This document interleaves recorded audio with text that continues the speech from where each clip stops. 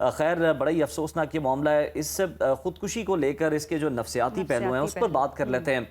हमारे साथ मौजूद हैं मारूफ साइकेट्रिस्ट डॉक्टर उसामा बिन ज़ुबैर साहब। डॉक्टर साहब, आपको खुश आमदीद कहेंगे प्रोग्राम में। सर, ये केस आपके सामने है। इससे पहले भी एक केस हुआ था कि जनूबी पंजाब में एक असिस्टेंट कमिश्नर था और शेरो शायरी से शगफ था, बड़ा ही काबिल इंसान था।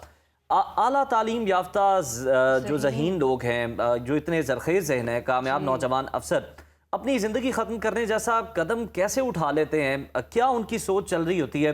क्या कैफियत होती है? देखें, गम होते हैं जहाँ जहानत होती है। दुनिया में हर शय की कीमत होती है। सो हमने देखा है कि बहुत सारे साइंसदान, शायर, अदीब, हाई अचीवर्स, उनका कोई ना कोई मेंटल हेल्थ इशू चल रहा होता है। जिस तरह मैंने एक दफ़ा बड़ा डिटेल मजमून लिखा मीर तकी मीर पे, वो he was diagnosed mental health patient as well, और वो दुनिया के सबसे बड़े शायर भी हैं। सो ये हमने देखना है कि इस केस में भी जो हमारे पुलिस ऑफिसर थे, he was a high achiever, और अभी लोग बात करें जी कितना नौजवान था, खूबसूरत था, पढ़ा लिखा था, और लोगों को ये समझ नहीं आती। मैं कल से लोगों को ये बताने की कोशिश कर रहा हूँ कि जिस तरह नौजवान खूबसूरत पढ़े लिखे मरीज़ की आंखें कमज़ोर हो सकती हैं, वो ऐनक लगा सकता है, उसको बुखार हो सकता है, इसी तरह उसको ज़हनी नफ्सियाती मसाइल भी हो सकते हैं। उनका आपके जवान होने, खूबसूरत होने, हाई अचीवर होने से आपकी कोई प्रिवेंटिव ये चीज़ें नहीं हैं जी।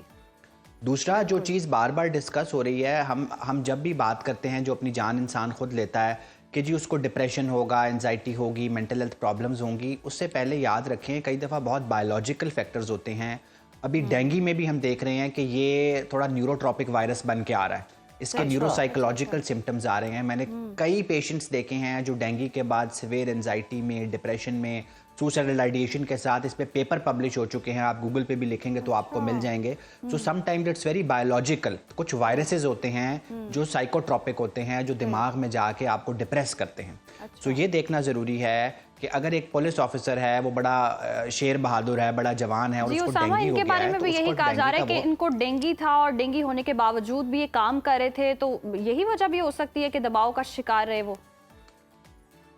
देखें, मुझे और आपको डेंगू हो, हम अस्पताल दाखिल हो जाएं, 2 हफ्ते की छुट्टियां ले लें, और एक पुलिस वाला, वो सिर्फ इसलिए कि पुलिस वाला है और इस्लामाबाद पुलिस में है, उसको डेंगू के बावजूद वर्दी पहन के काम पे आना पड़े, तो ये मुनासिब तो नहीं है ना। सो जो आप लोग बहुत सारे प्लेटफॉर्म्स पे वर्क को ग्लैमराइज करते हैं जी, कि बुखार भी है तो हमने वर्दी पहन के काम पे जाना है, डेंगू भी है तो जाना है। सो एक तो इस फैक्टर को जहन में रखें, ठीक है। दूसरा, he was known case of mental health issues, और वो किसी साइकाइट्रिस्ट को दिखा भी रहे थे। सो हमारे यहाँ, मैं इस प्लेटफॉर्म से बताऊंगा कि साइकाइट्रिस्ट को भी फर्दर ट्रेन होने की ज़रूरत है रिस्क असेसमेंट में। हमारी जो पाकिस्तान की ट्रेनिंग है साइकाइट्री की, उसमें रिस्क असेसमेंट पे थोड़ा सा कम जोर दिया जाता है। मैंने आयरलैंड में चूंकि ट्रेनिंग की हुई है, वहाँ पे रिस्क असेसमेंट ही असल साइकाइट्री है। हर वक्त हम रिस्क असेस कर रहे होते हैं कि इस पेशेंट को डिस्चार्ज करना है या इसकी जॉब की नौयत ऐसी है। अब देखें, इनके पास गन्स थी, ज़ाहिर एक पुलिस के प्रोफेशन में है, पिस्टल हैं, राइफल्स हैं, तो इनके साइकाइट्रिस्ट को रिस्क असेसमेंट करके इनको ये बताना चाहिए था कि आपने वेपन से दूर रहना है, वेपन के करीब नहीं जाना। सो ये चीज़ भी हमने देखे। अभी हमारा ये प्लेटफॉर्म नहीं है, लेकिन अरबाब इख्तियार को एक साइकोलॉजिकल ऑटोप्सी करनी चाहिए। इनका फिजिकल पोस्टमार्टम तो होगा, तो सुसाइड के बाद हम कहते हैं कि साइकोलॉजिकल ऑटोप्सी करें। पिछले देखें 6 महीने में इनकी सोशल मीडिया पोस्ट क्या थी, इनके घर में क्या चल रहा था, काम पे क्या चल रहा था। ये कोई, जिस तरह आप एक केक बनाते हैं ना, तो केक में अंडे भी डलते हैं, दही भी डलता है, चीनी भी डलती है, तो वो फिर केक बनता है। तो इसी तरह जब इंसान यहाँ तक पहुँचता है तो कोई एक फैक्टर नहीं होता, वो जो मल्टीपल फैक्टर्स हैं वो हमें साइकोलॉजिकल ऑटोप्सी से पता चलेंगे। अच्छा डॉक्टर साहब, शदीद जिस्मानी या फिर ज़हनी थकन इंसान के सोचने के ज़ाविये को किस हद तक मुतासिर करती है, और क्या ऐसी चीज़ें होती हैं कि वो इतना नाउम्मीद भी हो जाता है, उसे आगे कुछ नज़र नहीं आ रहा होता, कि उसके बाद वो ये इंतहाई कदम उठा लेता है? काश मैं अपने अज़ादारों को बता सकता कैसा दुख था जिसे मौत से टाला मैंने। वो कहाँ तक आप पहुँचते हैं ये जानना, अभी हम सारे बात कर रहे हैं ना, हम ये समझ नहीं पाते। देखें, एक पूरा साइकिल होता है। मैंने पहले भी एक दफ़ा बताया था आपके प्लेटफॉर्म पे कि एक होता है यू स्ट्रेस, अच्छा स्ट्रेस है, वो अच्छा स्ट्रेस था, मुझे आज टाइम पे यहाँ ले आया जी। ज्यादा स्ट्रेस लेंगे तो वो डिस्ट्रेस हो जाएगा। डिस्ट्रेस पे बॉडी अलार्म बजाना शुरू करती है, आपको थकन सी रहती है, एक्स एंड पेन्स रहती हैं, किसी काम में दिल नहीं लगता। अगर आप तब भी नहीं रुकते फिर मेंटल हेल्थ प्रॉब्लम्स आ जाती हैं। सही आप बहुत काम कर रहे हैं, हर वक्त काम कर रहे हैं, इंसानी जिस्म को रेस्ट चाहिए, दिमाग को रेस्ट चाहिए। जब आप मेंटल हेल्थ प्रॉब्लम्स पे भी डॉक्टर के पास नहीं जाते, सेल्फ हेल्प नहीं करते, इलाज नहीं कराते, फिर रिस्क आता है, ठीक, फिर आप अपनी जान लेने के। तो ये पूरा साइकिल है। सही। आपका अपना जिस्म आपको बार बार अलार्म देता है कि ब्रेकें लगा लें, ब्रेकें लगा लें, ब्रेकें लगा लें। जब आप नहीं लगाते ब्रेकें तो फिर अंजाम अपनी जान लेना भी हो सही। सकता है। उसामा, ये तो आपने बता दिया कि एक पूरा साइकिल होता है और फिर इस तरह से इंसान रिस्क में दाखिल होता है। अगर हम अदील की बात करें, अदील अकबर साहब की, तो जिस तरह से ये सारी सूरत हाल बनी और यकीनन अभी तो कंफर्मेशन नहीं हुई है कि डेंगू का ही मसला था या वो डिप्रेशन का शिकार थे या क्या भी सिनेरियो था। अभी रिपोर्ट्स आएंगी, तहकीकात होंगी तो सब चीज़ें क्लियर होंगी। लेकिन जैसे आप डेंगू का बता रहे हैं, तो जितने भी वो पेशेंट जो डेंगू का इलाज करवा रहे हैं, इस मरहले से गुजर रहे हैं, उनके लिए क्या एहतियात ज़रूरी है और किस तरह से वो इस चीज़ से बच सकते हैं? देखिए, सबसे पहले तो जो बेसलाइन बीमारी है डेंगू, उसका इलाज करवाएं। ठीक है, आप अस्पताल में दाखिल होना है, दाखिल हों, रिपीटेड ब्लड टेस्ट होने हैं, ब्लड टेस्ट हों, आप अपनी हाइड्रेशन स्टेटस को अच्छा रखें।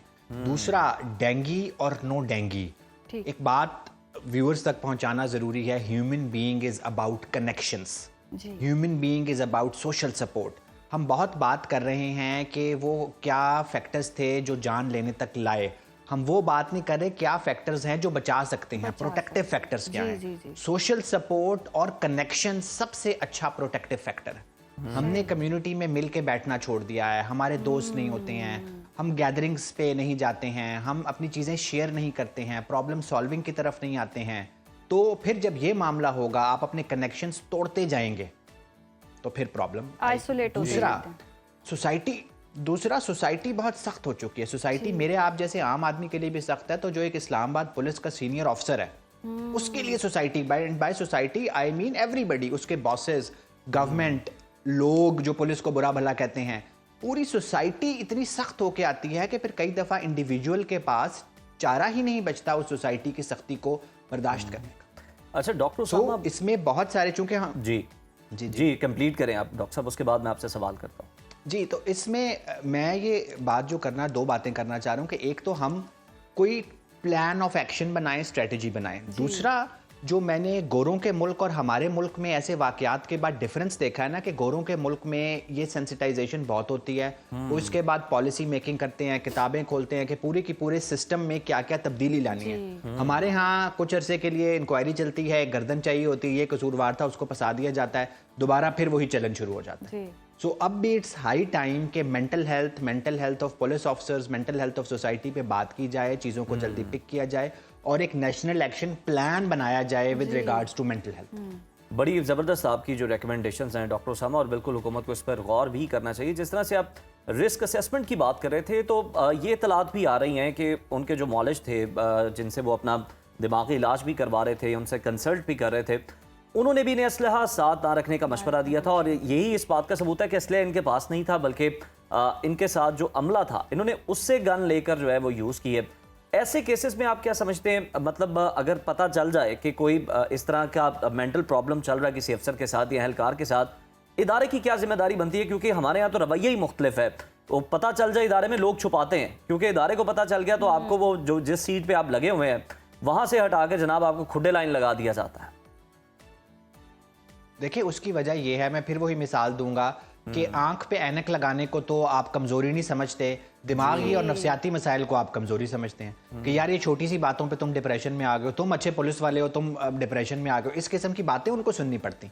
दूसरा, जो मैं पॉलिसी की बात कर रहा हूँ ना, कि अगर मैं एक डॉक्टर हूँ और मैंने असेस किया है कि एक बंदा हाई पोजीशन पे है और उसके पास असलहा है और वो रिस्की है, तो मुझे उसकी कॉन्फिडेंशियलिटी ब्रीच करने का राइट होना चाहिए, मुझे इदारे को बताने का राइट होना चाहिए, मुझे उसको छुट्टी पे भेजने का राइट होना चाहिए। सो ये हमारे यहाँ जो मेंटल हेल्थ एक्ट अभी तक नहीं है, नेशनल एक्शन प्लान नहीं है, मेंटल हेल्थ पॉलिसी नहीं है, उसकी वजह से डॉक्टर उसामा लास्टली ये कहिएगा, जिस तरह से हम देखते हैं कि मोस्टली ऐसे केसेस आते हैं कि एम्प्लॉय राइट्स नहीं होते इदारों में, जिधर काम कर रहे होते हैं, काम का बहुत प्रेशर या दबाव होता है, जिसकी वजह से बहुत सारे नौजवान हैं जो कि खुदकुशी करते हैं। तो ये जो इदारों में या जिधर काम कर रहे हैं वहां ऐसे राइट्स हों, उन हवाले से कितना काम करने की जरूरत है, इदारों को काम करने की कितनी जरूरत है?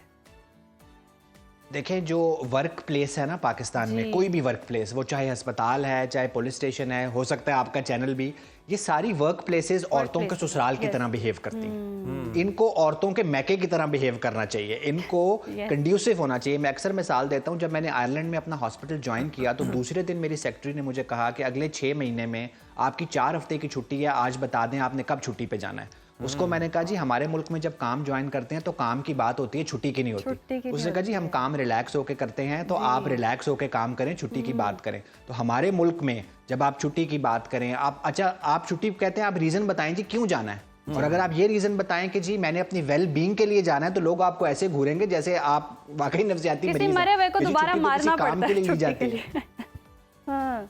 ठीक है, हाँ बिल्कुल ऐसे ही है ना। तो इसलिए ये हमें देखना पड़ेगा कि काम करने को ग्लैमराइज मत करें, काम को जितना काम है उतना ही करने को ग्लैमराइज करें। और जो मैंने कनेक्शंस की बात की है, हम सारों को ट्रेन होना चाहिए कि हमारे इर्द गिर्द लोगों के अगर बिहेवियर्स बदल रहे हैं, उनकी क्वालिटी ऑफ लाइफ इफेक्ट हो रही है, तो उसका हाथ पकड़ के उसको कहा जाए सबसे पहले कि मैं तुम्हारी हेल्प करता हूँ, और अगर आपके पास में नहीं है तो आओ मैं तुम्हें डॉक्टर के पास लेके चलता हूँ। जबरदस्त, तो सोसाइटी की भी जिम्मेदारी है, ये कल्चर आम होना चाहिए। बहुत शुक्रिया डॉक्टर उसामा।